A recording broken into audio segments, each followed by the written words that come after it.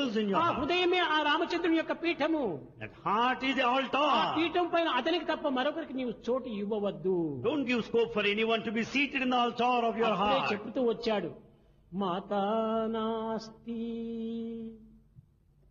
పితా నాస్తి నాస్తి బంధు సహోదర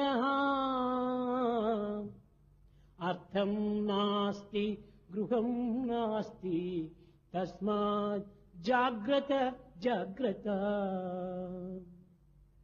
నాయనా, ఎవరికో తల్లికి అని హృదయంలో చోటివ్వద్దు, తండ్రికి అని హృదయంలో చోటివ్వద్దు, తమ్మునకు అని హృదయంలో చోటివ్వద్దు, కుమారునికి అని హృదయంలో చోటివ్వద్దు. కానీ నీ దేహంలో ఎక్కడైనా వారికి చోటిచ్చి మరొక మధ్యలో వచ్చి మధ్యలో పోయేటువంటి వారి బాంధవ్యాన్ని నీవు తప్పించుకోవద్దు. వారి సేవలు నీవు చేయి, అది కర్తవ్యమే. కానీ హృదయ స్థానము మాత్రము ఒక్క భగవంతునిదే, అతని తప్ప అన్యులకు దీన్ని ఇవ్వద్దు. In the name of your mother, or father, or brothers, or relations, never give a seat for them in your heart.